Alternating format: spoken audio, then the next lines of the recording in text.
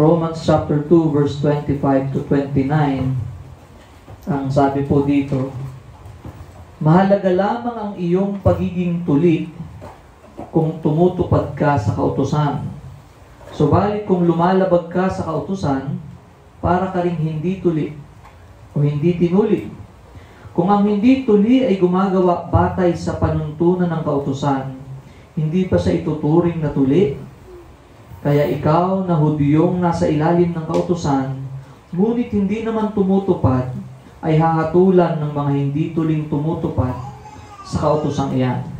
Sapagkat ang isang tao ay hindi nagiging Hudyo dahil sa panlabas na kaanyuan o dahil sa siya ay tinuli sa laman. Ang tunay na Hudyo ay ang taong nabago sa puso't kalooban, ayon sa Espiritu at hindi ayon sa kautusang nasusulat. Ang taong iyon ay pararangalan ng Diyos at hindi ng tao. And last time ang ating pong inaral, it was emphasized from the previous verses ng chapter 2, in-address po ni Apostol Pablo na malinaw na ang mga hintil at ang mga Hudyo ay parehong huhukman ng Diyos na matuwid. Na dahil nga po may pag-iisip na maaring ang mga Hudyo lamang ang huhukuman ng Diyos dahil sila lang ang nakatanggap ng kautusan through Moses. O sa atin, ang alam natin na yung Ten Commandments. But actually, if we will read the Old Testament, hindi lang Ten Commandments, kundi napakarami pong kautusan yan. No? Moral law, ito po yung Ten Commandments. Huwag kang papatay, huwag kang mangangalunya, and the ceremonial laws, at napakarami rin po nun. At yun po ay iniutos ng Diyos sa pamamagitan ni Moises. At ang tumanggap po nun ay yung mga Hudyo. At ngayon, may pag-iisip na, ibig sabihin ba nito dahil ang mga hintil, pag sinabi pong hintil, ito po yung mga lahi, basta hindi ka Hudyo, ikaw ay hintil. Pilipino ka, Amerikano, basta hindi ka Hudyo, parte ka ng mga hintil. And kumbaga during their time, dalawa lang ang tinitingnan. It's either you are a Jew or Gentile. At ang mga hintil ay, ito yung mga tao na the nations who don't have the one true God. Sila po yung mga nag-worship ng mga nilikha, nature, may mga Diyos-Diyosan sila. At yung Hudyo lamang yung nakakakilala sa tunay na Diyos. At kaya nga po sila yung tinatawag na bayang pinili. No? At yung ibang nasyon, ito po yung mga Gentiles. At kung tutusin, kasama po tayo doon. Ano?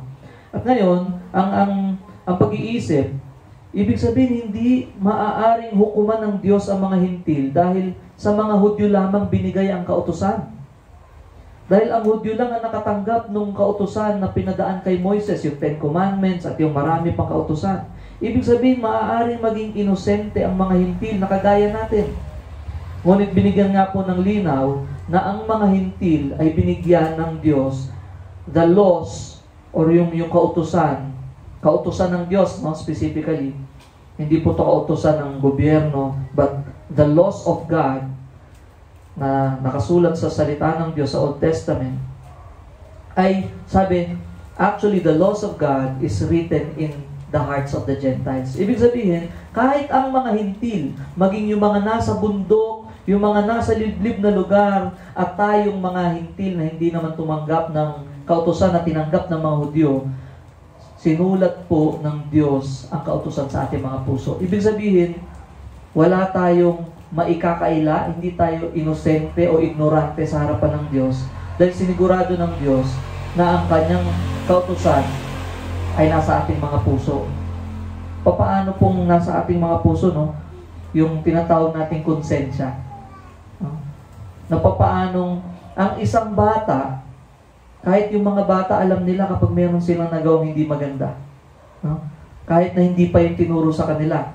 Pag may nagawa silang hindi maganda, aware sila na meron silang hindi nagawang maganda. No? Kaya nga mas effort pa sa magulang na magturo sa bata ng tama kaysa sa hindi. Kasi ang natural na ginagawa ng tao, maging ng bata, ay yung mali, no? Na sila'y may nagagawang hindi okay. At actually, meron sa kanilang idea na pag meron silang hindi maganda nagawa, aware sila. Minsan natatakot sila. Tinatago pa nila, no? Sino nagturo nun? But it is because it is God who has written the laws of God in their hearts. In our hearts, actually. And so, ang sinasabi nung pag-aaral natin, nung nakaraang linggo, ang mga Hudyo ay huhukuman ng Diyos base sa kanilang kautosang natanggap. Dahil alam nila, mas mabigat po yung kanilang sasagutin sa harap ng Diyos dahil alam mismo nila yung kautusan. Natanggap nila, narinig pa nila sa pamamagitan ni Moises at ng mga propeta. At paano yung mga hintil? Exempted ba? Hindi. Because again, God has written the laws in our hearts. May konsensya tayo na nilagay ng Diyos. No? At base doon, tayo hukuman. Ngayon, ang sinasabi ng iba, ibig sabihin, how about those who are in Africa? Hindi nila alam yun. Hindi sila naabot nun.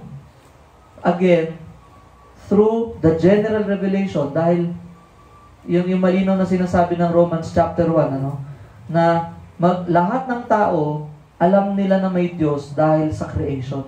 If you will just look up and you will see the creation, mahirap mag-conclude na walang lumikha noon. So, ang tao, merong innate sa atin na nilagay ng Diyos na alam natin na generally, there is a creator.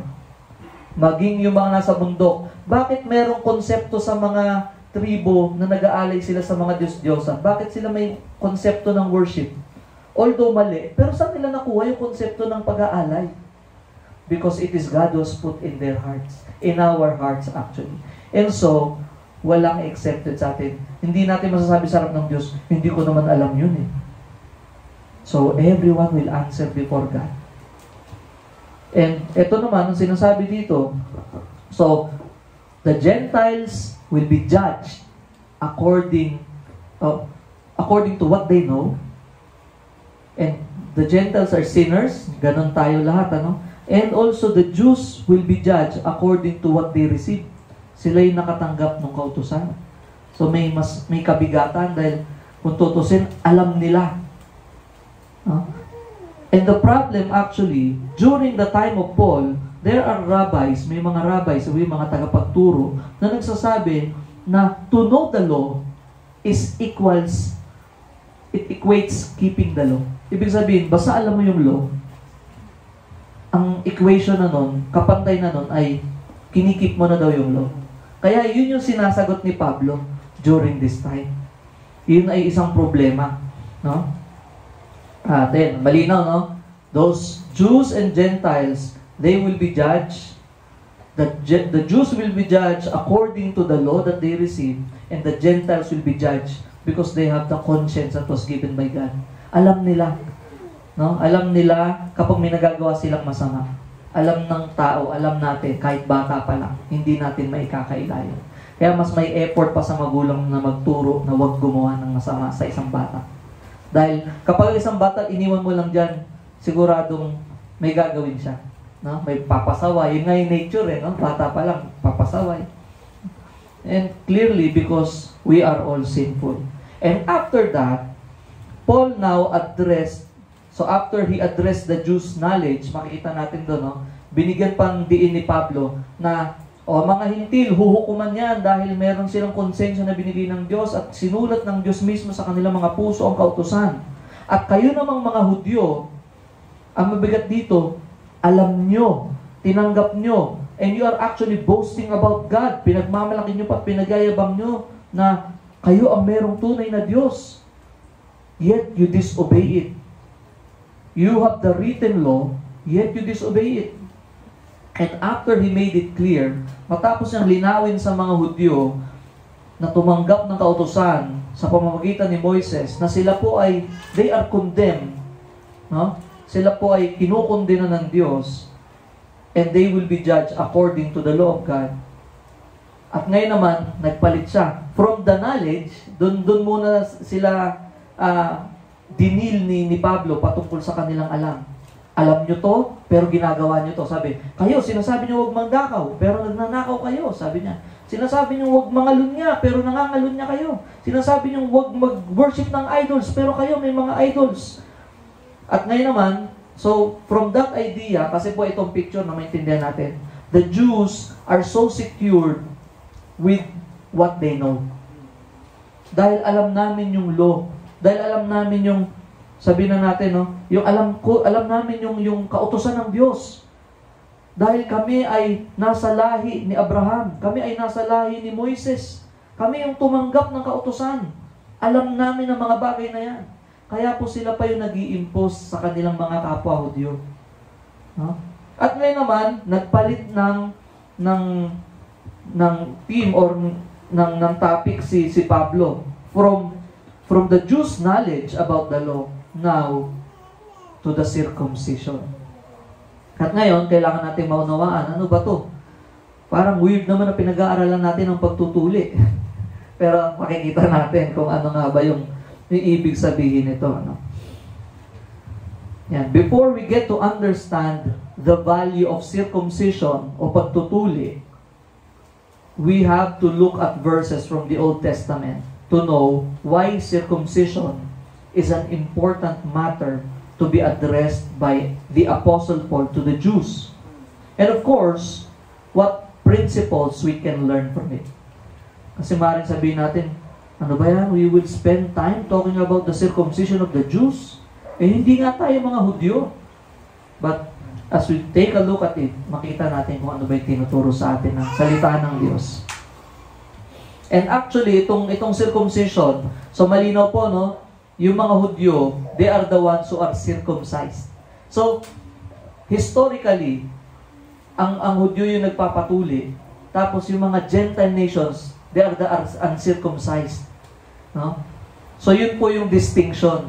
Yung mga Hudyo ang mga tuli at yung mga Gentiles ang mga hindi tuli. No? But, this command can actually be found in the first book of the Bible.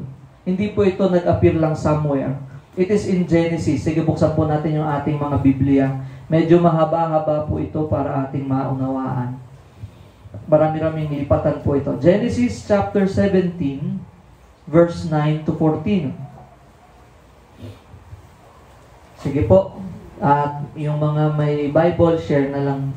Pakishare yung ating mga katabi para magka-relatean tayo.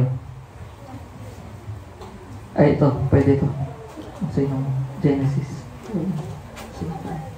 Genesis chapter 17, verse 9 to 14.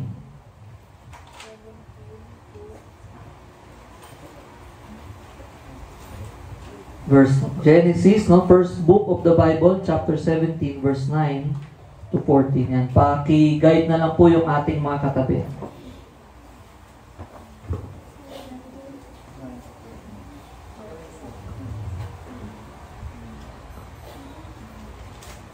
Yan, basahin po natin, no? Andun na po tayo. Okay, Genesis chapter 17, sabi, And God said to Abraham, As for you, you shall keep my commandment, my covenant, you and your offspring after you throughout their generations. This is my covenant which you shall keep between me and you and your offspring after you. Every male among you shall be circumcised. You shall be circumcised in the flesh of your foreskins, and it shall be a sign of the covenant between me and you. He who is 8 days old among you shall be circumcised. So malinaw po, no? Command po ng Panginoong ng Diyos kay Abraham itong pagtutulit. Sabi niya, you and your offspring, between you and the offspring after you, every male. At ito pa, no? You shall be circumcised in the flesh of your foreskin, and it shall be a sign of the covenant between me and you. So yung pagtutuli pala ng mga Hudyo, ito po ay sign. Ito po ay marka na sila po ay parte ng bayang pinili. No? Sige, medyo challenging lang to, pero para maintindihan natin, tutok lang tayo. So, Sabi po, he who is 8 days old among you shall be circumcised. Specifically, di ba sa atin, yung normally, tayo po ngayon, of course, normal na maging sa mga Pilipino at sa ibang lahi yung circumcision. But to us now, yung circumcision, its purpose now is for the health. Para sa health. Sabi naman ng iba, mga kasabihan, para daw tumangkad, ano? Pero hindi naman din po yun napatunayan talaga. But it is for the health, no? Kasi yung dirt, yung dumi that will cause sickness, diseases.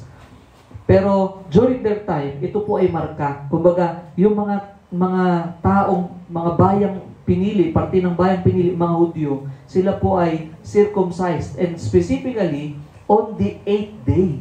Hindi po sila, bago ka mag-high school para binata ka na, tsaka astig ka pag first year ka na. Hindi, no? Kundi, on the 8th day. Pagkapanganak, on the 8th day, doon po sila sinicircumcise. And ano sabi? This shall be a sign. Ito po ay sign of the covenant between you or me and you. So yun po yung malinaw, ano? Tapos binigyan pa, tuloy natin. He who is 8 days old among you shall be circumcised, every male throughout your generations, whether born in your house or bought with your money from any foreigner who is not of your offspring. So kung meron pa po si Abraham na makukuha na hindi talaga Jewish by blood or yung nationality, kung magiging alipin o foreigner, kailangang tuliin as a sign pa rin. Parang ganun siya. So, at least ang pinaka-point dito, it was commanded by God to Abraham at maging sa magiging offspring ni Abraham. No? Yung mga descendants ni Abraham ay kailangang tuliin. No? We see that this is important to God. It has its value. Malinaw po sa atin na command po ito ng Diyos at meron po itong mahalagang mensahe, may kahalagahan. To the point that God even sought to put to death Moses. We are talking about the law now and yung kautusan po ng Diyos inutos sa pamamagitan ni Moises. At ito pong si Moises, punta po tayo sa Exodus chapter 4 verse 24 to 26. Exodus chapter 4 24 to 26.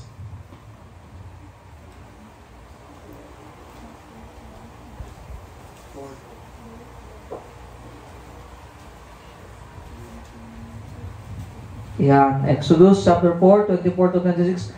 At a lodging place on the way, the Lord met him, si Moses to, and sought to put him to death. Then Zipporah, si Zipporah yung wife niya, took a flint and cut off her son's foreskin and touched Moses' feet with it and said, "Surely you are a bridegroom of blood to me." So he let him alone. It was then that she said, "A bridegroom of blood," because of the circumcision.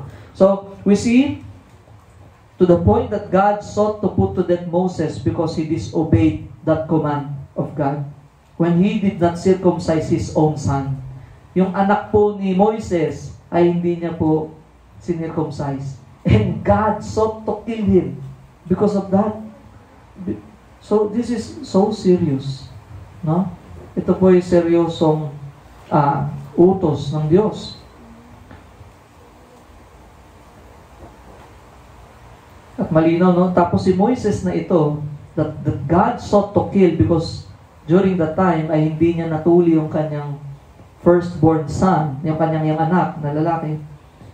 The same Moses ay in-incorporate na po ng Panginoon yung tinatawag ng pong Mosaic Law. So, si Abraham po yung inutusan unang-una. Ngayon, pagdating ng time ni Moses, dun sa Mosaic Law naman, yung utos ng Diyos through Moses, nandun na rin yung utos. Sa Leviticus chapter 12 verse 3, sabi dito, "And on the 8th day, the flesh of his foreskin shall be circumcised." So, malinaw po na inutos from Genesis to the point that God sought to kill Moses when he disobeyed it. And now, when God gave the law to Moses, nung binigay na ng Diyos yung kautusan ni Moses, kay Moses, kasama yung 10 Commandments na alam natin at marami pa na kasama nun, ay kasama po sa ceremonial law, on the 8th day, the flesh of his skin shall be circumcised. So, andun na po yung utos. Clearly, it is of value. Mahalaga siya. Of course, ito po yung dapat nating hindi ma-miss out because of the very message that it brings.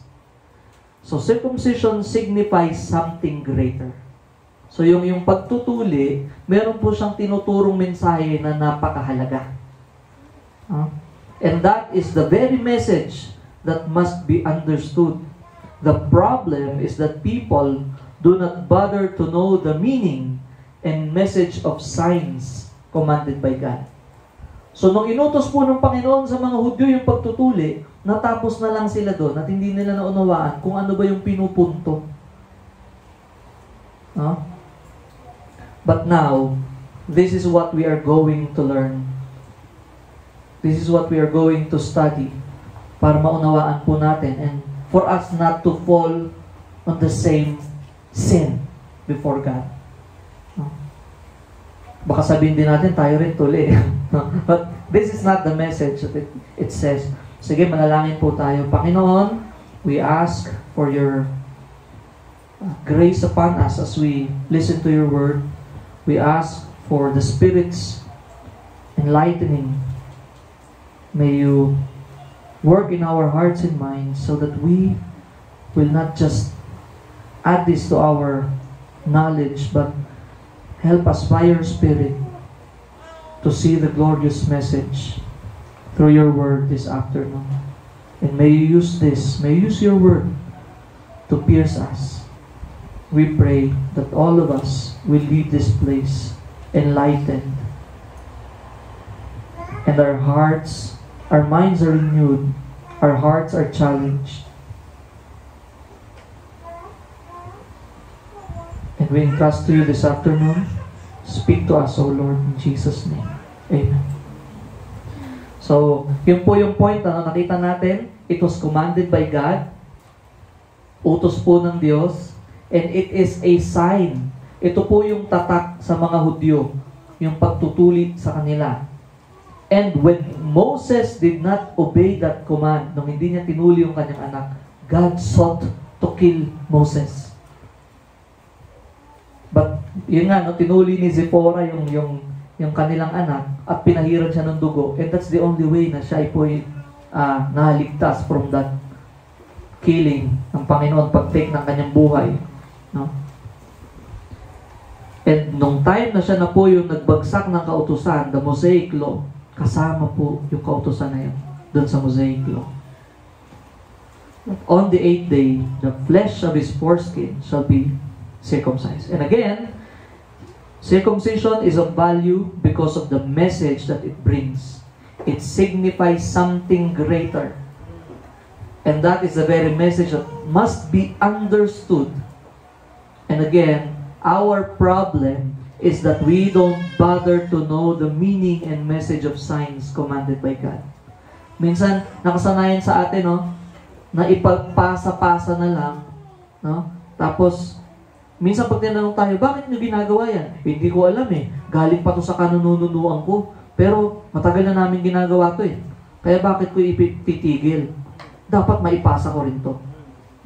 But we must understand the very message. Meron pong isang kwento na nung may isa pong babae na wife na nag-prepare po siya ng turkey. At yung turkey na to, nung ipe-prepare niya na, hinati niya sa gitna bago niya ilagay dun sa microwave oven. At ngayon, nung tinatanong po siya, bakit mo ginawa yun? Basta ganito daw. Ganito daw talaga yung process. Kailangan mong putulin muna yung turkey tapos ilagay mo sa microwave oven. Laging may ganong process. But they cannot really understand ano kaya yung proseso niya, bakit ginagawa.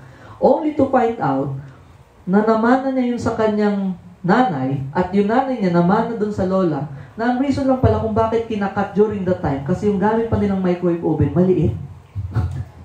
You see, if we will not understand Bakit kaya ginagawa? Baka mamaya ma-adapt natin yung mga bagay without understanding why. Kung hindi natin naunawaan, bakit? Bakit? We must not be blind followers. No?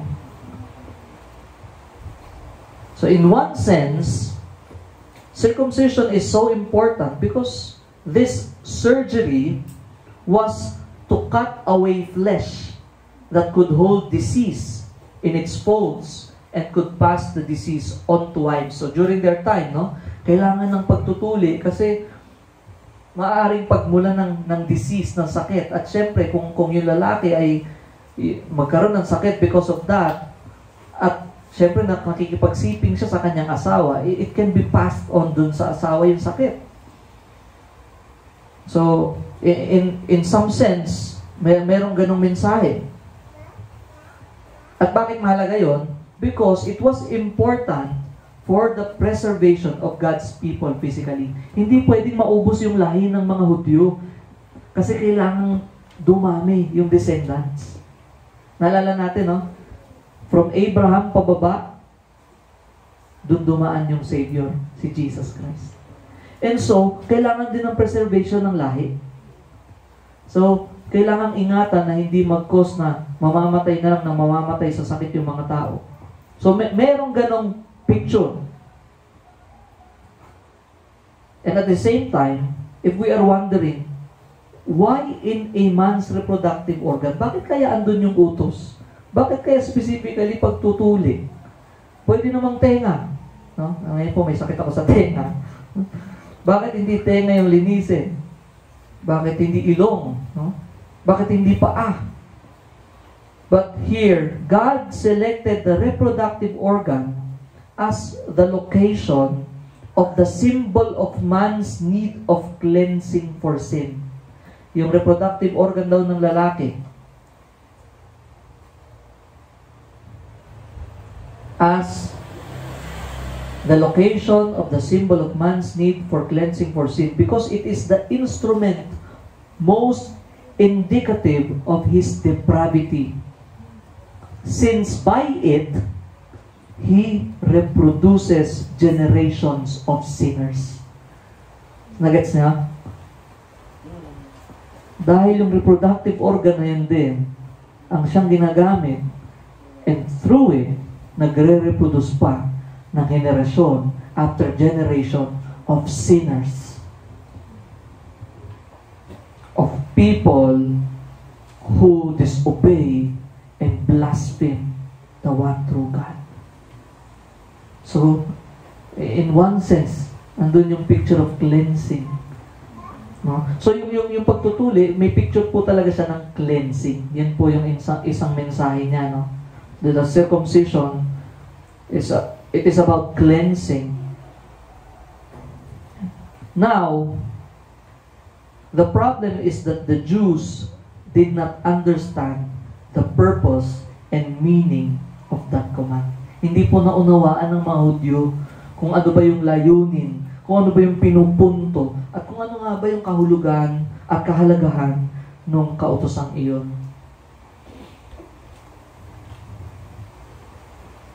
It became their pride. Naging pride po ng mga Hudyo yun. Kaya po napakahalaga sa kanila, ay gusto mo mapabilang sa amin? Meron pong mga Gentiles na gustong mag-adapt ng religion ng Jews. Their very requirement, you really want to join, you have to be circumcised first.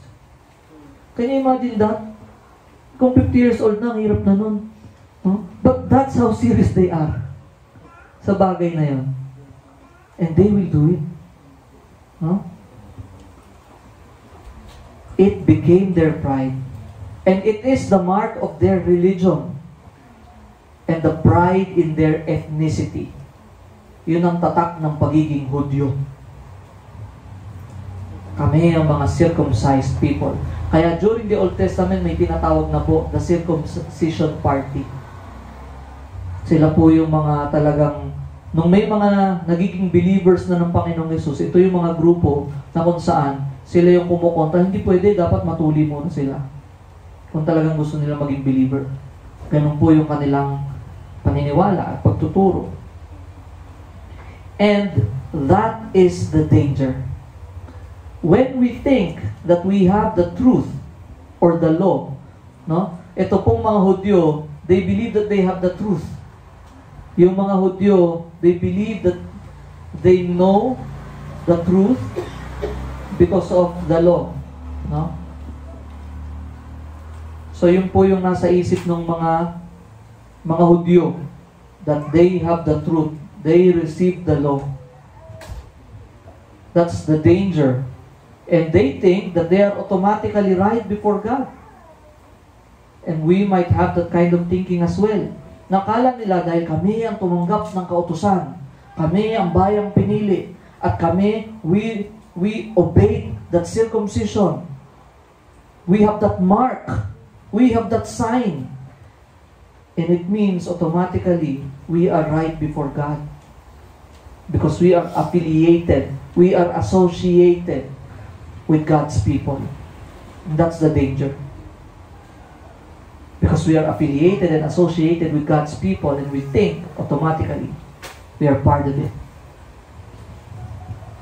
The Jews were so secured because they were part of God's chosen nation through circumcision. Talagang andun yung kanilang assurance. Titignan pa natin kung gaano kaseryoso itong pag-iisip na ito.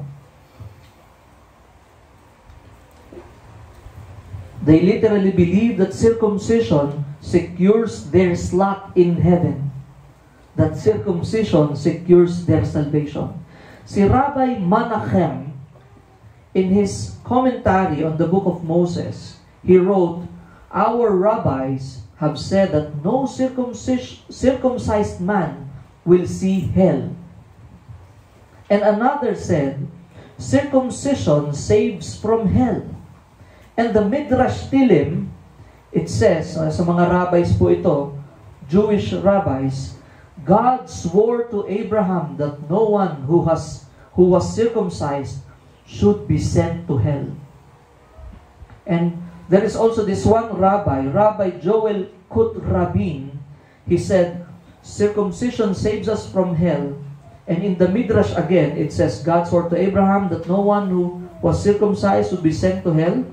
And Abraham sits before the gate of hell and never allows any circumcised Israelite to enter. Can you imagine that? Ang tinuturo po nila, si Abraham nakaupo sa gate ng impyerno at nagbabantay doon at hindi niya iaalaw ni isang Hudyo na tuli na papasok sa gate ng impyerno. That's what they are teaching. That's what they are believing. And again, if we will go back, it was actually commanded by God. But the problem is, they had wrong interpretation because they did not get the message. Kaya po sa atin, most of us, we have our own Bibles at home. Most of us, alam natin yung mga common stories ng Bible, but only to find out we did not really get the very message.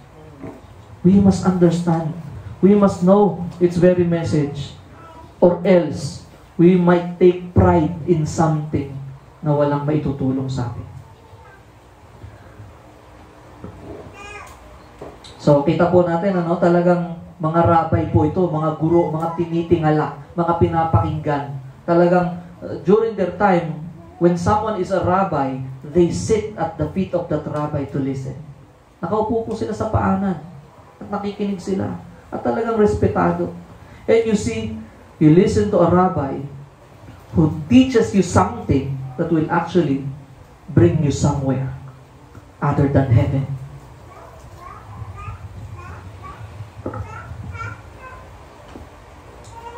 So, they believe that they are saved by that. It was the sign of God's promise, actually, in circumcision. It was the sign of God's blessing. It was the sign of God's protection and care and love. But take note, it didn't mean a thing if he did not keep the law. And that message is also repeated in the 5th chapter of Galatians. Ang sabi po ng Galatians chapter 5, I testify to every man that is circumcised that he is a debtor to keep the law. Ano ibig sabihin nun? Ang mga taong natuli ayon sa kautusan, sila po'y nakapailalim sa kautusan, and they have to obey what the law says, what the law commands. So, ganun po siya kabigat. Pero sa kanila, ang naiwan na lang sila sa idea na, hindi, natapos na yun. I was circumcised on the 8th day. Secured na ako. But actually, that is the start of your covenant with God. And it means you have to obey the law. So sa atin, ang sikat nga, paulit-ulit ako kanina pa, ang sikat lang sa atin, the Ten Commandments in Exodus chapter 20. But actually, if we will read the Old Testament, hindi lang po 10 yun. Those are the moral laws. Pero hindi lang yun. If we will really understand, study it, meron pa po yung mga ceremonial laws, so on and so forth, na if we will really take it seriously, we have to obey everything. Who can? And it means if you obey everything, all of it, it means for us to be accepted by God, we must perfectly obey it. Hindi tayo pwede magkamali kahit isang beses. Ganun po katindi. Sa 10 Commandments pa lang, sa 10 pa lang, surely, dami na natin na disobey. Huh? So, ngayon po, puntahan natin, no? Yung ating pong text sa verse 25. So, at least naintindihan na natin yung circumcision. Ito po ay utos ng Diyos sa kanyang bayang pinili. Ito po ang marka. This is a sign for them. And this circumcision has a greater message. It is about cleansing. And we have to understand, ano ba yung pinupunto nitong circumcision na to? And the problem is that they took pride. Naging security nila yung pagiging tuli. At iniisip nila na yun na yung kanilang assurance. Ang kanilang kasiguraduhan. Kaya they look down on the Gentiles, the uncircumcised nations. Mababa ang tingin nila.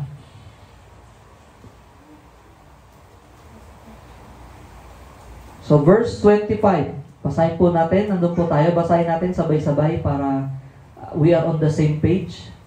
Verse 25 ng Romans chapter 2. Ready? Read. Circumcision indeed is of value if you obey the law. But if you break the law, your circumcision becomes uncircumcision. Ayan. No? So, magkakaroon lang ng saysay ng halaga yung pagiging tuli kung ang mga taong ito ay sumusunod sa kautusan. Ibig sabihin, hindi po natapos lang dun sa, okay na, nagkaroon ka na ng surgery nung bata ka. But, it starts with that. You are now part of the covenant people. And so, you must obey the law. So, ngayon, ang problema, ito po yung problema. No? So, ang sinasabi, magkakaroon lang po ng saysay, ng kahulugan, ng bisa, yung pagiging tuli, kung itong mga taong ito ay sumusunod sa kautusan. Malinaw na po sa atin, no? Kasama yung 10 Commandments na alam natin at yung napakarami pa pong kautusan. Sa kabilang banda, but if you break the law, your circumcision becomes uncircumcision. Ano sinasabi? Kung ikaw naman ay lumalabag sa kautusan, kahit na ikaw ay tuli, ay para ka na rin hindi tuli. Ano namang ibig sabihin nito? So, bumalik ba yung tinanggal? Hindi yan ang tinuturo, no? Those who are circumcised, yet disobey God's law, they are just like the uncircumcised Gentiles. So, yung mga tinuli, ngunit hindi sumunod sa kautusan, ay para rin silang mga hintil na namumuhay bilang mga pagano. Mga pagano, ito po yung mga taong there's no central God. They worship the sun, they worship nature, plants, animals, statues, no? Mga, yun nga, yung mga rebulto. Wala silang central God. They have many gods. Yun ang mga hintil. They created their gods. Now, ang sinasabi dito, pinagmamalaki mo na parte ka ng bayang pinili, pinagmamalaki mo, tinuli ka, Pero kung hindi mo sinunod yung kautusan, ay kapareho ka lang din ng mga hintil na walang Diyos. That they are just like Gentiles who are paganistic in their lives and worship. It is as if they are just like pagans who worship idols. Gentiles are treated by the Jews as dogs. Ganito po katindi ha. Ang mga Hudyo, ang turing po ng mga Hudyo sa mga Hintil, sa mga other nations, they treat them as dogs. Ganun kababa. Ganun ang tingin nila. They treat them as dogs. And during the 1st century, dogs roamed the streets and were essentially wild scavengers. They go to the dunghill, kakainin nila yung mga dumi, and they even vomit, and then they even eat their vomit. Kakainin nila yung kanilang mga suka, at sila yung nagkakalat ng diseases. And that's how the Jews picture Gentiles. We are Gentiles, take note. Because dogs were such filthy animals, and the Jews loved to refer to Gentiles as dogs. Yun po ang tingin ng mga Hudyo sa mga Hintil. Kaya nga po di ba nagkaroon po ng yung mga Samaritans, ito po yung mga Jews na nalahian. Kumbaga sa atin ang term, uy, tisoy ka, sa atin, ano yun, positive, ano? Mistiso yan, yung sabihin may lahi. It's either pogi o maganda, matangos ang ilong. But to them, ang mistiso negative, hindi ka na puro. So merong discrimination, hindi ka na namin kasama. Kaya yung woman at the well, she has to worship somewhere. Ganun katindi, no? So they are dogs, we are dogs. But clearly, ano sinasabi rito? Ikaw na tuli? Ikaw na sinasabi mong parte ka ng bayang pinili dahil sa nationality mo? If you do not obey the law, you are just like the Gentiles whom you call dogs. Pareho ka lang ng mga hindi na tinatawag mong mga aso. Circumcision was of great value if one understood and lived its intended significance. Magkakaroon lang ng kahalagaan yung pagtutuli kung naunawaan ng isang tao at isinabuhay niya kung ano ba yung significance ng circumcision. Sa kabilang banda, if its meaning was disregarded, it was as meaningless as a wedding ring on an adulterer's finger.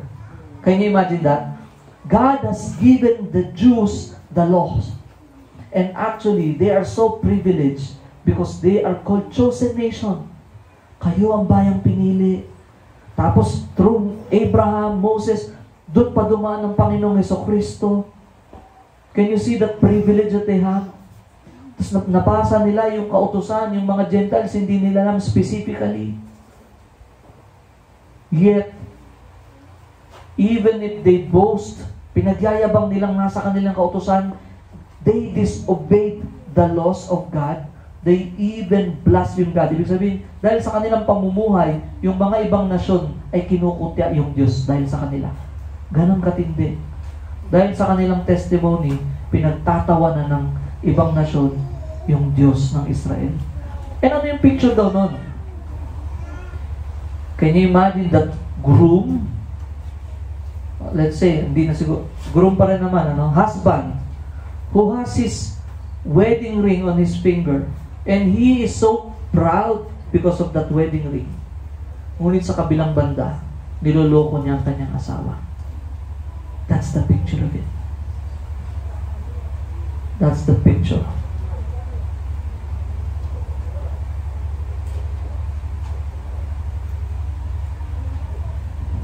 So, clearly, what happens to them, they are just becoming lip worshippers. External, outward worshippers. Sabi po ng Panginoong Jesucristo sa Matthew chapter 15 verse 7 to 8, "You hypocrites! Well, Did Isaiah prophesy of you when he said, "This people honors me with their lips, but their heart is far from me. In vain do they worship me, teaching as doctrines the commandments of men." So, ang sinasabi po ng Panginoong Hesus, itong mga taong ito, itong mga tagapagturo ng kautusan, itong mga Hudyo na iniisip nila sila yung mga banal at matutuwid, they honor me with their lips, but their heart is far from me. So, external lang. Everything is oral. And so, we also have to be careful. No? We might say, sing, no? Teach, preach, share, yet with our lives, it's not true to us. With our hearts, it's not true to us. We can be lip worshippers. And just like Gentiles who utter words that they don't understand, we might be like that. Ang mga pagan po, nagsasalita sila ng mga gibberish na hindi nila naintindihan ng words, and that's how they worship their gods and goddesses. And we might be like that if we say things but it's not really from the heart. So yun po yung naging problema dito. And verse 26, tuloy natin. Next verse. So, if a man, so yung unang binigyan ng diin, ito yung mga Hudyo na tumanggap ng kautusan, yung mga Hudyong natuli sa kabilang banda, they disobeyed the law. Ngayon naman, pagdating sa verse 26, so, if a man who is uncircumcised keeps the precepts of the law, will not his uncircumcision be regarded as circumcision? Ang pinupunto, ngayon naman, kung ang isang tao na hindi man tuli ay sinusunod ang kautusan, hindi ba maituturing ang kanyang pagiging hindi tuli na para bagang siya'y tuli na rin? Seemingly, he is now part of the covenant family. Yun po yung point, no? Circumcision, it is the covenant of God. And in a way, it is a mark of God's covenant with His people. Kanyang kasunduan sa kanyang mga tao. At ngayon, ang sinasabi rito, na itong mga taong ito, mga hintil, na hindi man sila tuli, ngunit sila'y sumusunod sa kautusan, hindi ba ituturing ang kanilang pagiging hindi tuli na para bang sa harap ng Diyos? Sila'y tuli na rin. Sila na rin ay may marka ng pagiging mga tao ng Diyos. Pero, let's be clear, ano? And before that, at least clear na sa atin, we talked about the Gentiles. Tayo po yun, no? The uncircumcised, yung mga Gentiles na tinutukoy sa verse 26, yung mga uncircumcised. What if ang uncircumcised ay sinusunod niya yung kautusan? Hindi ba sa ituturing na rin na para bang siya'y tuli sa mata ng Diyos?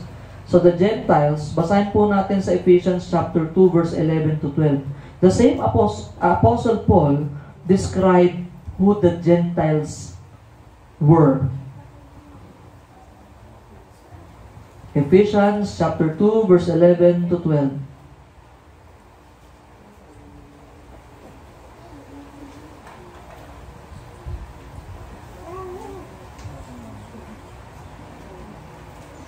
Ephesians 2, verse 11 to 12, basahin ko po. Therefore, remember that at one time, you Gentiles in the flesh, called the uncircumcision by what is called the circumcision, which is made in the flesh by hands. Remember that you were at that time separated from Christ, alienated from the commonwealth of Israel, and strangers to the covenants of promise, having no hope and without God in the world. Can you imagine, ito po ang picture ng mga hintil. Ito po ang picture natin. No? Remember, tandaan nyo mga hintil, na there is a time na kayo ay nawalay. Kayo ay walang relasyon kay Kristo. You are alienated. Wala kayong kakoneksyon sa bayan ng Israel at kayo ay mga estranghero patungkol sa sa pangako ng Diyos at kanyang kasunduan para sa kanyang mga tao, mga piniling tao o bayan. So clearly sinasabi, mga hintil, hindi kayo kasama dun sa covenant of promise. Mga hintil, hindi kayo parte ng Commonwealth of Israel, the chosen nation. Mga hintil, wala kayong relasyon kay Kristo. Mga hintil, wala kayong pag-asa. At wala kayong Diyos sa mundong ito. Dahil ang Diyos nyo, yung Diyos na ginawa ninyo. Remember, you were once in that situation. So yun yung picture ng mga Gentiles. But now, the Apostle Paul is saying, what if these people are now the ones obeying the law? Will they not be regarded as people as if they are circumcised? And in verse 27, sabi dito, then, tuloy natin, next verse na tayo, ng Romans chapter 2, then, he who is physically uncircumcised, so inelaborate niya pa, but keeps the law, will condemn you, who have the written code, and circumcision, but break the law. Siyang tinuli, siyang hindi tuli physically, ngunit sinusunod yung kautusan, he will condemn you, kayong mga tumanggap ng nasusulat na kautusan, at kayong mga natuli, ngunit nilabag yung kautusan.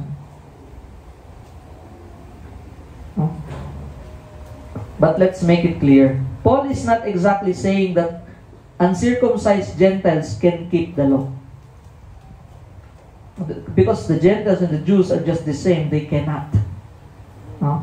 Ang sinasabi po dito, but rather, that if they do, they will be reckoned as circumcised. Kung kakayanin nila. Because that's the standards of God.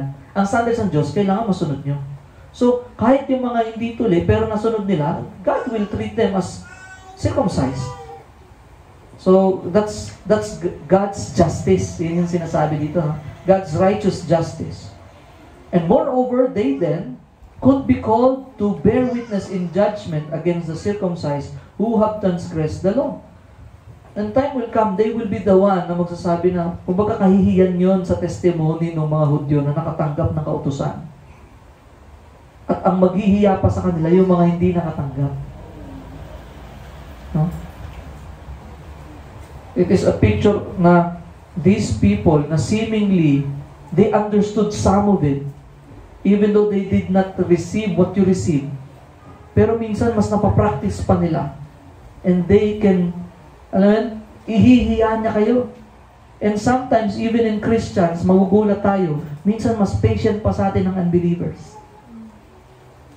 Even to as Christians, minsan magugulat tayo, minsan, mas servant pa.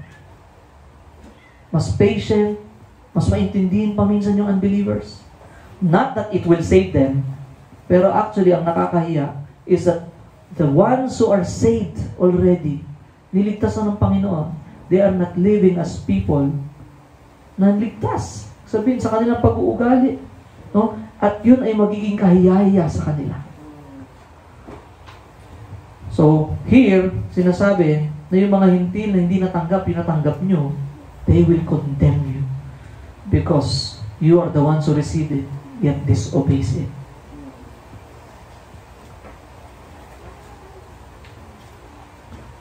And ito po yung mabigat dito, no? One of the greatest insults in Judaism, Judaism po yung religion ng mga Hudyo, yung kanilang paniniwala na because of what they receive, yung kautusan ng Diyos through Moses, and by obeying it, it makes them righteous. And God will receive them because of that and because of their heritage, yung kanilang pagiging Hudyo, yung kanilang pagiging tuli. It is a greatest insult in their religion to call another Jew an uncircumcised ones. Si Pablo po ay Hudyo din. Tapos tinatawag ni Pablo, itong mga Hudyo, mga supot kayo. And that's a great insult to them. This is what Paul had done in no certain terms. So clearly, circumcision alone does not justify a man. Hindi ka mapapawalang sala ng pagiging tuli. His actions must be consonant with his profession of faith. So yun po yung malinaw, no? Si Pablong Hudyo, tinawag niya yung kanyang mga kapwa Hudyo, uncircumcised men. Even though they are physically circumcised because they live as if they are not. As Gentiles who don't have a true God. Mga hintil, mga paganong walang tunay na Diyos. So, binigyan ng contrast, ano? Verse 25, it talks about the Jews na mga physically tuli, but they disobey the law. And verse 26, 27, pinakita naman dito, ito naman yung mga taong they are not physically circumcised, but if they will obey the law, they will be regarded as circumcised. And they will condemn those who receive the law, yet disobeys the law. At pagdating ng verse 28, now, pinakita yung mga Hudyo na physically, mga circumcised. Sana masundan niyo yung thought flow. Ano? Sa verse 25, yung mga Hudyo na physically circumcised. Pagdating ng 27 and 28, it talks about the Gentiles who are not physically circumcised. Pagdating ng 28 to 29, we will see what true circumcision is. Verse 28, for no one is a Jew who is merely one outwardly, nor is circumcision outward and physical. Ano sinasabi niya? Walang tunay na Hudyo dahil lamang sa panglabas. At ang tuli ay hindi patungkol lamang sa panglabas at pisikal. So yung mensaheng pinapaabot ng Diyos patungkol sa circumcision o pagtutuli, it is not merely outward. It's not just the physical or external. No? Kasi kung ganun, meron din tayo may pagmamalaki dahil ang mga Pilipino ngayon, we are already practicing it as well. Di ba? Hindi nga lang on the 8th day. Pero we are doing it. But it's not really about that physical. It's not about that. Even Egyptians, they were already practicing that during that time. So, ngayon, nililinaw dito, no one is a Jew who is merely one outwardly. Hindi tinuturing ang isang Hudyong tunay na Hudyo dahil lamang sa panglabas. At ang tuli ay hindi lamang panglabas at pisikal. Verse 29, but a Jew is one inwardly, and circumcision is a matter of the heart, by the Spirit, not by the letter. Pag sinabing letter, ito nga po yung law, yung mga kautusan na binigay ng Diyos through Moses, not by the letter. His praise is not from man, but from God. Ito po, no, baka sabihin natin, no, maybe God is a God of confusion because He commanded Abraham to circumcise the descendants, the offspring. Now, you're saying it's not about that? But actually, Old Testament pa lang, nililinaw na po ng Panginoon kung ano ba yung pinakamensahe. Sabi po sa Deuteronomy chapter 10 verse 16. Sige po, sana punta natin, basahin natin. Deuteronomy 10:16.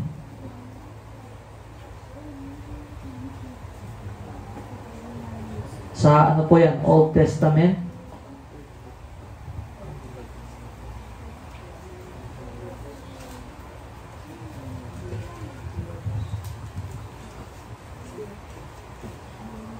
Ano tayo? Deuteronomy chapter 10 verse 16. Basahin natin, no? Circumcise therefore the foreskin of your heart and be no longer stubborn. Deuteronomy po ay malapit lang po, nasa Old Testament pa rin po ito. Hindi po ito malayo kay Moses, the patriarchs. So clearly, hindi po nagko-confuse ang Panginoon. But even during that time, He has the same message. It is about the heart. It is about the heart. Ngayon, pag inisip natin, circumcise therefore the foreskin of your heart. Kaya natin? Kaya ko ba yun? Ano ba yun? Paano ba ginagawa yung circumcision? Meron bang foreskin yung heart? But the foreskin talks about the filthiness, the sin, the dirt, ng kasalanan that covers the heart, that makes the heart hard. No? The heart of stone is the heart that is full of sin. No? Ang pusong bato. No? Kinakanta natin sa video, okay, no? But actually, no one will want to have that kind of heart. The heart of stone. It means, when we talk about stone, it is hindi non-living thing. Ibig sabihin, kapag ikaw ay may heart of stone, ikaw ay patay spiritually. But that heart must be circumcised. That foreskin of the heart must be removed. We must. Sinasabi niya, no? It is a command to the people. Circumcised. Ngayon, ang question, can we do that? Balikan natin yan. Sabi po ng Jeremiah chapter 4 verse 4. Basahin ko na lang, no? Kung mahirapan kayong puntahan, makinig lang kayo maigi. Circumcise yourselves to the Lord. Remove the foreskin of your hearts, O men of Judah and inhabitants of Jerusalem, lest my wrath go forth like fire. Ang sinasabi dito, circumcise your heart, or else my wrath will go forth like fire. Darating yung aking paghuhukom at ang aking puot. So, this is for the uncircumcised heart. Para sa mga tao na hindi pa rin tuloy ang kanilang mga puso. The judgment and the wrath of God will come. That's why I pray that all of us here will live understanding the right message. It is so serious. Remember Moses? It was actually a picture. But here we are talking about the very message now. Tuloy natin. Sabi po, ito Acts chapter 7 verse 51. Ito po ay nasa bagong tipan. And it was already the time kung saan ang Panginoong Jesus, after siyang nabuhay dito sa lupa, pinako, nilibing at nabuhay muli, He already ascended into heaven. And now, ito po yung sinasabi sa Acts chapter 7 verse 51. You stiff-necked people, uncircumcised in heart and ears. Patitay na daw.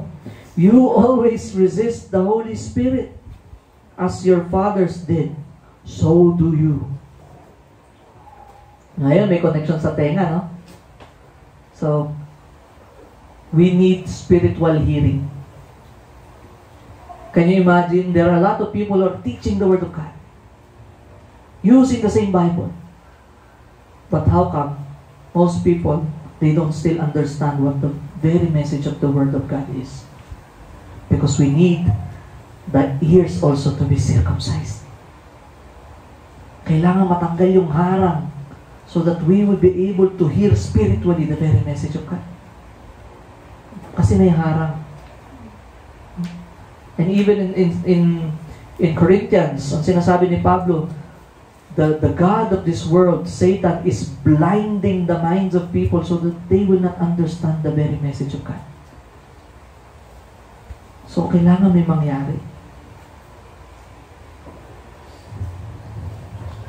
Sabi po ng Jeremiah, chapter 9, verse 25 to 26, Behold, the days are coming, declares the Lord, when I will punish all those who are circumcised merely in the flesh. So first part, yung mga tuli, the Jews. Pagdating ng verse 26, Egypt, Judah, Edom, the sons of Ammon, Moab, and all who dwell in the desert, who cut the corners of their hair, For all these nations are uncircumcised. So nauna yung mga tuli. Ano po ito, no? Old Testament pa lang po ito. Ibig sabihin talagang same message ng Panginoon. Tapos inisa-isa ngayon yung nation na mga Gentiles. Egypt, Edom, sons of Ammon, Moab, and all who dwell in the desert who cut the corners of their hair. For all these nations are uncircumcised. Tapos yung sunod, and all the house of Israel are uncircumcised in heart. So that is the very problem. They may be circumcised in the flesh, but they are not circumcised in the heart. The heart must be circumcised. The heart must be cleansed. Because the heart is sinful and wicked. Sabi ng mundo ngayon, listen to your heart. But the Word of God says, heart is the most deceitful thing and desperately wicked. Ibig sabihin, if we listen to our heart will deceive us. Because this heart wants sin and self-indulgence. Kung ano yung lahat na makapagbibigay ng sarap sa ating sarili.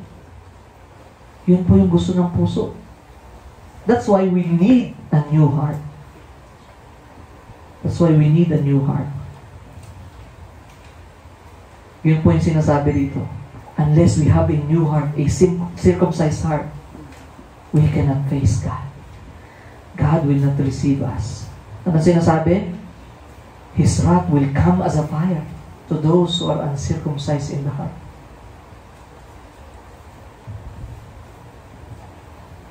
Tuloy po natin. Ezekiel, Old Testament po ulit ito. Hindi po ito bagong mensahe. Ezekiel chapter 44, verse 6 to 9. Sabi niya, and say to the rebellious house, to the house of Israel, sa bayan ng Israel, thus says the Lord God, O house of Israel, enough of all your abominations, in admitting foreigners, uncircumcised in heart and flesh, to be in my sanctuary, profaning my temple, when you offer to me my food, the fat and the blood, you have broken my covenant, in addition to all your abominations. And you have not kept charge of my holy things, but you have set others to keep my charge for you in my sanctuary. Thus says the Lord God, no foreigner, uncircumcised in heart and flesh, of all the foreigners who are among the people of Israel, shall enter my sanctuary. Ang pinupunto po rito, yung bayan ng Israel, nagpapasok ng mga foreigners, Gentiles. Gentiles who are uncircumcised in the flesh and in the heart. And they go to the sanctuary. And the sanctuary is a place of worship. Ang punto po rito, God will not accept people. God will not accept the worship of people with uncircumcised heart.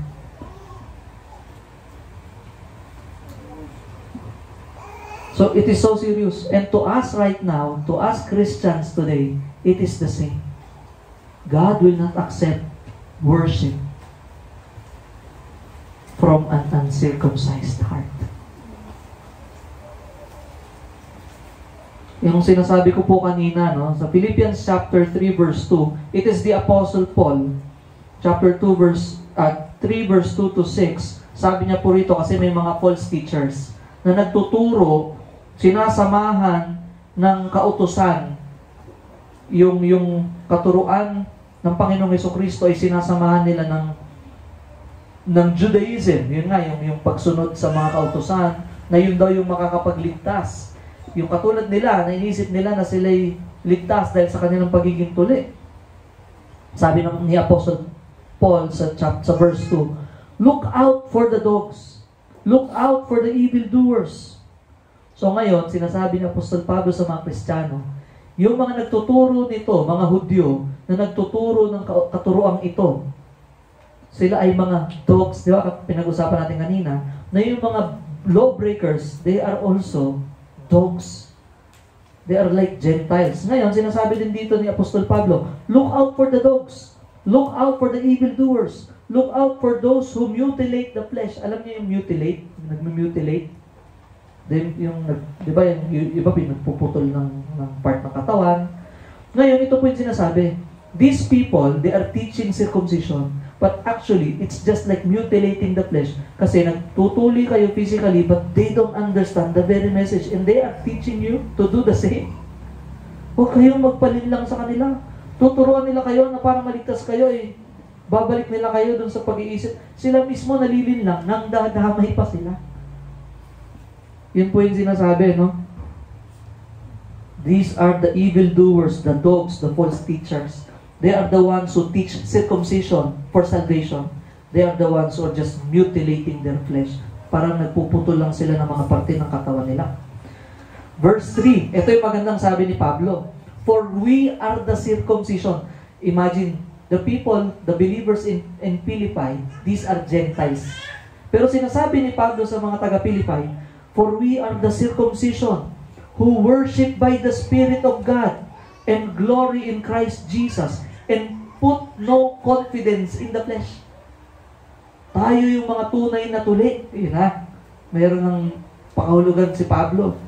It is from the book of, so the letter to the Philippians. Tayo ang mga tunay na tuli. Doon sa tunay na sense ng Diyos patungkol sa tuli. Who worship by the Spirit of God and glory in Christ Jesus and put no confidence in the flesh.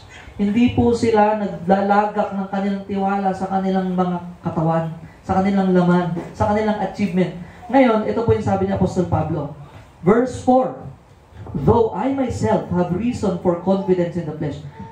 Kung payabangan lang patungkol sa may pagmamalaki sa laman, sinasabi ni Pablo kung patungkol lang talaga ito sa laman, at kung makikipagpayabangan lang tayo, sabi ni Pablo, I have the reasons to have confidence in the flesh. Ako na yung may pagmamalaki, sabi niya. If anyone else thinks he has reason for confidence in the flesh, sabi niya, kung meron man nag-iisip na may pagmamalaki sila sa kanilang mga laman, sabi niya, I have more. Sabi ni Pablo, mas marami akong may pagmamalaki. At ito na po yung nilatag niya, no? The very first thing na kanyang nilatag sa flesh, circumcised on the 8th day of the people of Israel, of the tribe of Benjamin, a Hebrew of Hebrews, as to the law, a Pharisee, as to zeal, a persecutor of the church, as to righteousness, under the law, blameless. So sinasabi, si Pablo lang mismo, no? Siya pa lang, kung may pagmamalaki lang din, mas may pagmamalaki ako sa inyo. Patungkol sa pagiging Hudyo, hindi lang ako simpleng Hudyo. Hebrew of Hebrews, tribe, pinanggaling akong tribe, Benjamin. Tapos hindi lang ako sumusunod sa kautusan, Pariseyo ako, tagapagturo pa ng kautusan. Pero yung on top of those lists, circumcised on the 8th day. So ang tindi ng kanilang pagtitiwala sa pagiging tuli.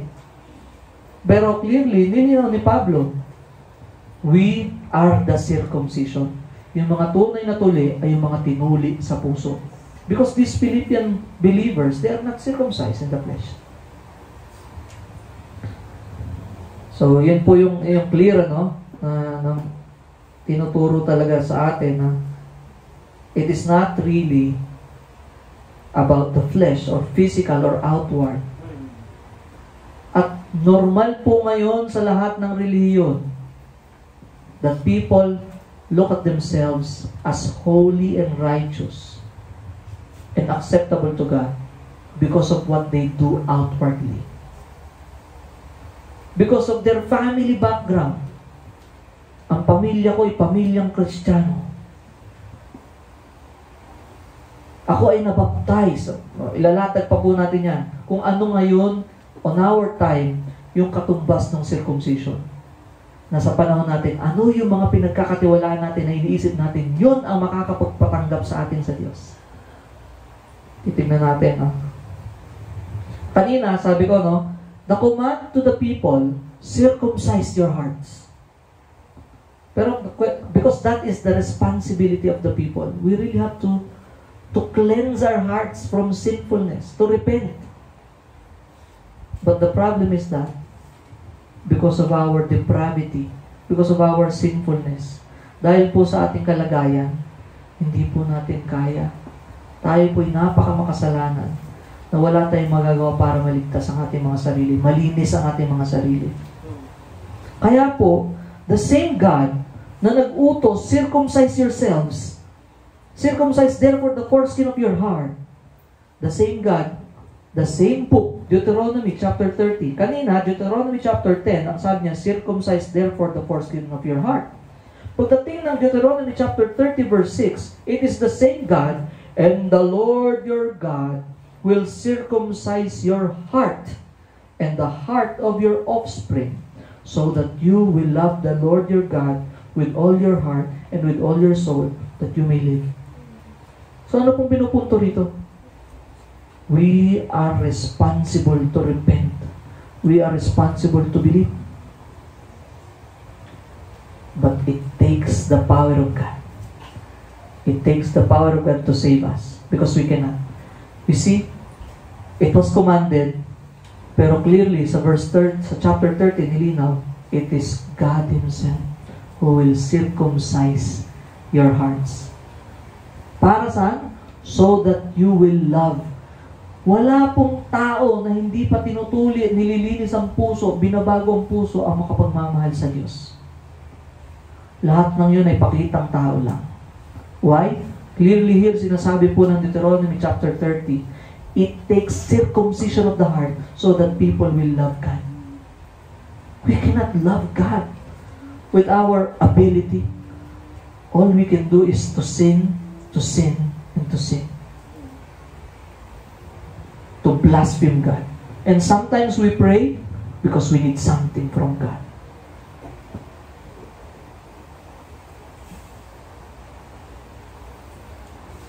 So clearly, tayo po yung tinutukoy din dito na kailangan ng paglilinis ng puso.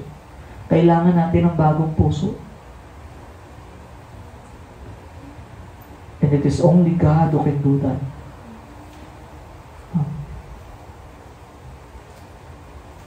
In our conversion, we need to repent and believe. So maraming mga tao, no, yung idea ng conversion, lilipat ka lang ng from one religion to another, one belief to another. But the biblical conversion, it means to repent from our self-righteousness, to repent from our love for sin, from our love for things that blaspheme God. Yung pagmamahal natin sa mga bagay na that offends God. And believe, it means to put our faith in the Lord Jesus Christ. Ito po yung the only way for us, no? True conversion, kapag naunawaan na natin, na ang tanging paraan lang ay maunawaan natin na si Kristo at ang kanyang ginawa sa krus, ang kaligtasan. Siya po ang Diyos na naging tao. He was the same Jesus Christ. Gusto ko pong linawin. According to Luke, the Lord Jesus Christ Himself was circumcised on the 8th day. And not just that, He was the only one who fulfilled the whole law. Tayo po bagsak. No? Kung yung mga Hudyong tumanggap ng kautusan, bagsak, paano pa tayo na hindi natin natanggap? Mas bagsak tayo. We fail before God.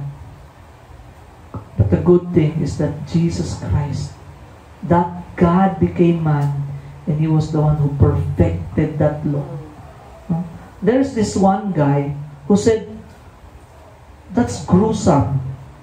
To think that in order to be associated with that religion of the Jews, they have to be circumcised.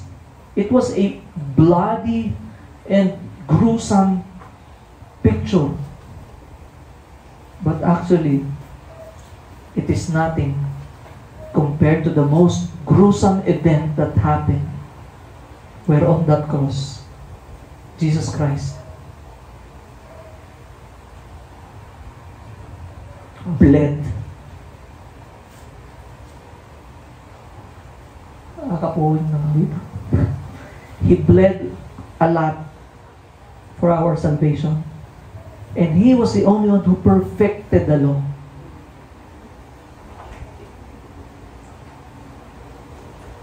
So, if that's how we look at circumcision, that is nothing compared to that most gruesome event that happened on that cross. Na ang Panginoong Jesucristo ay kinarne. He was treated as a sheep to the slaughter. And that is for our salvation. And so, if we are still trusting anything that we can do, our activities, our rituals, our religion, our doings, if we think that these things and our associations will secure us, will save us, they cannot. They cannot. Only in the Lord Jesus Christ, those who are in Christ are the ones who will have that new heart, are the ones who have that new heart. Circumcision means cleansing, and our hearts are so filthy, full of sin, so dark. That's why we need a new heart, and only in Christ can we find that new heart. Can we receive that new heart? At yun po yung gospel, siguro matagal na nating naririnig yung word na gospel. Gospel means good news. Ito, mabuting balita. At ano ba yung mabuting balita? Malinaw po sa atin dahil sa ating mga kasalanan, sa ating mga pusong makasalanan, we need to be circumcised in the heart because we are sinful and we will go to hell. Because God is holy, God is righteous, and He will not leave any sin unpunished. He is just. Yung sinasabi nga kanina, God's wrath will come as a fire to those who are uncircumcised in the heart. But the same God, who is righteous and holy, He was the one who came down. He lived with sinners, but He Himself never sinned. He lived with people who received the law, but broke the law. Namuhay siyang kasama ng mga taong tumanggap ng kautusan, pero sinuway yung kautusan. But He was the only one who fulfilled that law. And that same Jesus took that wrath of God so that those who will believe in Him, they will no longer receive that wrath. Those who will trust Him, hindi na magtitiwala sa kanilang mabuting gawa. If you think that I'm not that bad, let me tell you that according to God's standards of goodness, we all fail. And ang standards po nating susundan, yung sa Diyos. Sometimes we try to look at ourselves basing on other people. Mabait ako, base sa mga kasama ko. Kasi hindi ako singsama ng ibang tao. But according to God's standards, we all fail. That's why we need a new heart. That's why we need Christ.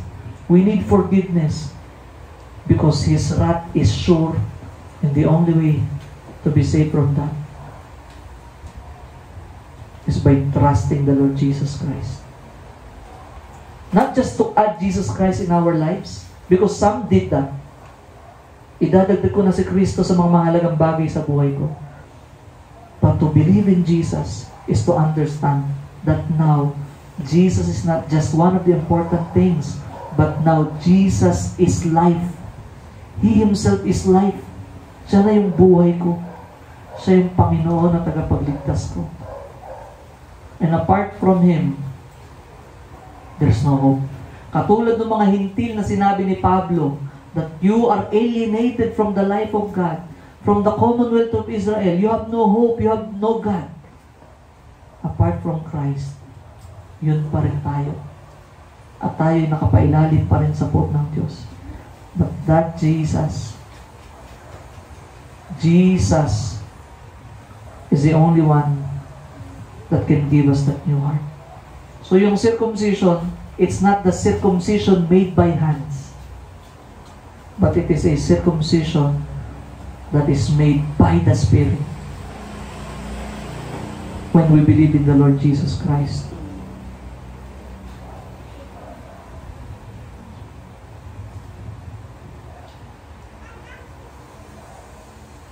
All the outward signs of religion may earn us praise from men. So alam po natin yung maraming relihiyon na grabe nilang tingalain yung kanilang mga ministro.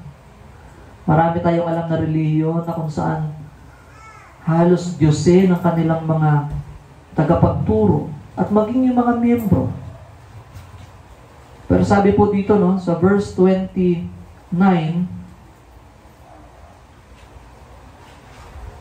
ano po sabi sa verse 29? But a Jew is one inwardly, and circumcision is a matter of the heart, by the Spirit, not by the letter. Yung pagtutuli ay pagtutuli sa puso, at ang Espiritu ang gagawa nun at hindi sa pamamagitan ng pagsunod sa kautusan. His praise is not from man, but from God. So in religion, we might be accepted by men. In religion, we might accept praises from men. But clearly, in the Lord Jesus Christ, kung tayo tunay na kay Kristo, doon natin matatanggap yung tunay na pagtanggap ng Diyos. So, outward signs of religion may earn us praise from men, but they will not earn us praise from God. The evidence of our rightness with God is not contained in outward signs or works, and it is not assured because of our parentage. Hindi po dahil sa ating mga ninuno, sa ating lahi. Hindi po sa, dahil anak ako ng 2 Kristiyano, nanay at tatay ko Kristiyano na rin ako, sila ay believers na rin ako. It's not automatic. The evidence is found in the work of God in our heart, which shows itself in fruit. You know the problem with man? Sabi po ng Panginoong Jesucristo sa John chapter 12 verse 42, sabi niya, nevertheless, many even of the authorities believed in Him. Sabi ni John, believe in Jesus. But for fear of the Pharisees, they did not confess it. Dahil natakot sila sa mga tagapagturo ng kautusan, they did not confess it, so that they would not be put out of the synagogue. Ito po yung matindi. For they love the glory that comes from man more than the glory that comes from God. That's the problem with us. Even though seemingly, pag narinig natin, ito tama naman yan, agree ako dyan. But I don't need that. I need my career, my life here, all the achievements in this world, because I want glory from men. And these people, because they are scared, they are afraid of the Pharisees, and they want the glory of men, they kept it from themselves. So it is just intellectual understanding. Sabi po ng 2 Corinthians 10:17-18, let the one who boasts, boast in the Lord. For it is not the one who commends himself who is approved. Hindi ang siyang nagko-commend sa kanyang sarili ang ma-approve, but the one whom the Lord commends. So, sinabi kanina, yung mga tunay, yung mga binago na yung puso, they will receive the praise of God. So here, itong pinupunto lang doon, the commendation of God, the acceptance of God. And yun po, paulit-ulit tayo sa circumcision. No? In circumcision, there is piercing. No? Sa pagtutuli, may piercing. There is cutting. No? Pagkakat, pagpipierce. No? And something has to be removed. And when we talk about the circumcision of the heart, there is only one instrument that the surgeon needs. Sabi po ng Hebrews chapter 4 verse 12, For the word of God is living and active, sharper than any two-edged sword, piercing to the division of soul and of spirit, of joints and of marrow, and discerning the thoughts and intentions of the heart. And no creature is hidden from His sight, but all are naked and exposed to the eyes of Him to whom we must give account. So it is the Word. The physical, outward circumcision needs knife. But when we talk about the circumcision of the heart, we need the Word. Because the Word is that two-edged sword, piercing to the division of souls, of joints and marrows. And what is that Word? Again, that is the gospel. Jesus Christ is the only Lord and Savior. He is God. He is the only one who can save us. And what He did on that cross is enough to save us. Not our circumcision of the flesh, not our religiosity, not what we can do, not our infant baptism, not our association. Dahil member ako ng isang mega church na sikat, sure ako sa salvation ko. Dahil member ako ng church na to, kung nasan tayo ngayon, it will not save you. The good news, the gospel, the very word, that Jesus Christ Himself, He died on that cross, He was buried, and then He rose again. That is the only work that will save. Not your works, not my works. And when the people in Acts chapter 2 verse 37 heard the same message, because they were trusting their goodness, they were trusting their religiosity, they were trusting their heritage. Ako'y nasa pamilya ng mga Hudyo, kung sa atin pamilya ng Kristiyano. Matagal na kaming umaattend sa church, matagal ko na narinig yung mga bagay na yan. But when these people heard, sabi ng Acts chapter 2 verse 37, now when they heard this, the gospel, the good news, what Jesus Christ did on that cross, who Jesus Christ is, they were cut to the heart and said to Peter and the rest of the apostles, brothers, what shall we do? When their hearts were cut by the word of God, then now they are wanting to know what must we do. And Peter told them to repent and believe the Lord Jesus Christ. That's the only way. That's the only way. Yun po ang tanging paraan. And sabi ng Ezekiel chapter 36, verse 26 to 27, and I will give you a new heart, and a new spirit I will put within you, and I will remove the heart of stone from your flesh, and give you a heart of flesh. And I will put my spirit within you and cause you to walk in my statutes and be careful to obey my rules. The only way for us to be obedient to God, the only way for us to truly love God, is once we have that new heart. And the good thing is that it is God that will put that new heart. God is the surgeon, and that is a spiritual surgery. That dead heart must be removed, and that new heart must be placed by the Spirit through the Word. Through the Word. Kaya po sa atin, we encourage, always expose yourselves sa mga ganitong klaseng pag-aaral.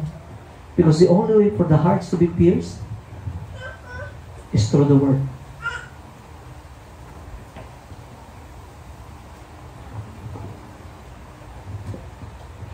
Sabi po ng Colossians chapter 2 verse 11, in Him, in Christ, also you were circumcised with a circumcised made without hands.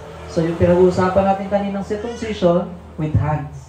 Ito po, tinutukoy, in Christ, also you were circumcised with a circumcision made without hands, by putting off the body of flesh, or yung sinfulness, by the circumcision of Christ.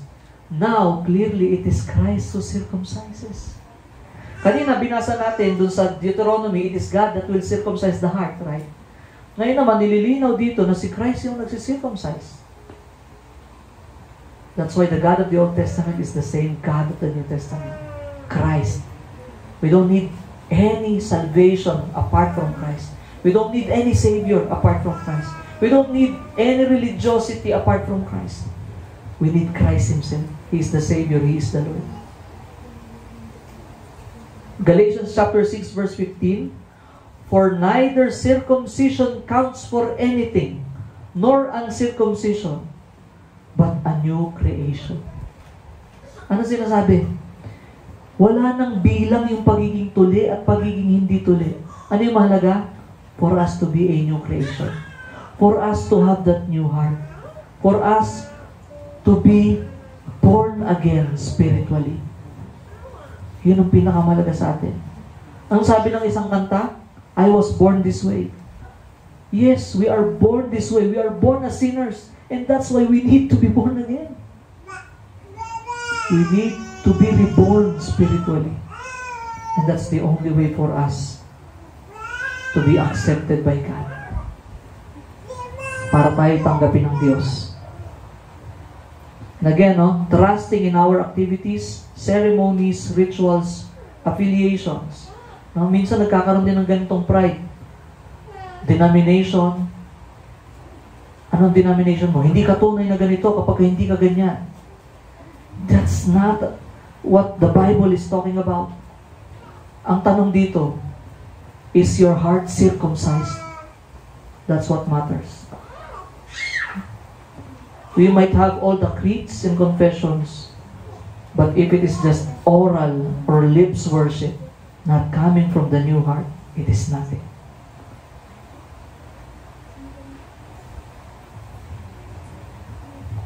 Our works and religiosity, even baptism. Ngayon sa panahon natin, okay ka kasi yung nanay ko po ay talagang yun lagi pa ulit-ulit niya sa akin. Sabi niya, kailangan mabautismo na yung pamangkin mo kasi kailangan pagka lumaki na yan, hindi nabautismo yan, merong yan, masama. And sa panahon natin ngayon, we treat baptism, infant baptism, as something that will save us. We treat our church membership as something that will save us. We treat the things that we do, pagiging prayerful, mga ritual, ceremonias na ginagawa natin. But clearly, none of these things. Baptism is just an outward manifestation of an inner reality. Ganon din po yung circumcision. So yung circumcision of the flesh is just an outward symbol of an inner reality. It talks about circumcision of the heart. Gets po natin, ang tinutukoy po talaga inner. Hindi po yung panglabas. And even the Lord's Supper, we might think that it will save us whenever we receive yung ostia. That's why we have to practice it, the Eucharist. Because we are receiving Christ literally. But actually, again, it is just an outward manifestation of an inner reality. The moment we believe in the Lord Jesus Christ, that's the time that we receive His body and blood that was sacrificed on the cross. That's our salvation. And whenever we do that, that is our way of remembering what Christ has done. So yung reality ay yung ginawa ni Kristo. Yun po yung salvation. And baptism and the Lord's Supper, these are just symbols that signify the inner reality.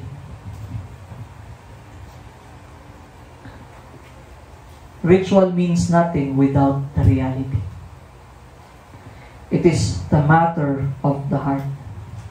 If the heart is right, life will be right. If the heart is wrong, life will be wrong. Out of the abundance of the heart, the mouth speaketh. So it must come from the heart, specifically from a new heart. God, ever since, looks at the heart even though man looks at the outward appearance. Remember about David? When they were thinking about who will be the next king, and they were thinking sino yung maganda yung appearance. But the Lord God said, no, it is David, because God looks at the heart, not at man's appearance. So clearly, the concern is the heart. And so, being prayerful, desiring to worship God, to attend worship services, reading the Bible, all these things are just manifestations of a new heart. But if we do these things out of an old sinful heart, a heart that is still not trusting Christ alone, these are nothing. These are nothing. We need spiritual surgery. We need a new heart. And it is Christ who will perform that surgery by His Spirit through the Word of God. The gospel. Jesus Christ died on the cross, He was buried, He rose again, and that work is enough. We don't need to add to that work for us to be saved. Trust it, believe it. Trust Christ now. That's the only way. Believe in the Lord Jesus Christ. We praise God because in Christ there is new heart. In Christ there is real salvation apart from the outward security. Let's now forget about our outward assurance and trust Christ now. Let's pray. Father in heaven, thank you for your word. Thank you for this reminder that nothing can give us assurance. Nothing outward, physical, can give us assurance. But Christ alone. Thank you, Lord. Knowing that we need a new heart, thank you that we know that it is also you who performs that spiritual surgery that we need. Thank you. I pray, Lord, that all of us here who have heard the message will leave this place seeing how sinful we are, unable to save ourselves, and that nothing that we can do can save us. Nothing in us can save us, but only in the Lord Jesus Christ. I ask for the Spirit's working in everyone's heart so that Christ will be magnified as the Lord and Savior from the new heart that willingly worships. And now the lips will sing out of the new heart, giving praises to you alone. Thank you, Lord, for in you there is salvation. Thank you, Lord Jesus. Thank you. And we bring back to you the glory, honor, power, and praise in your name alone. Amen.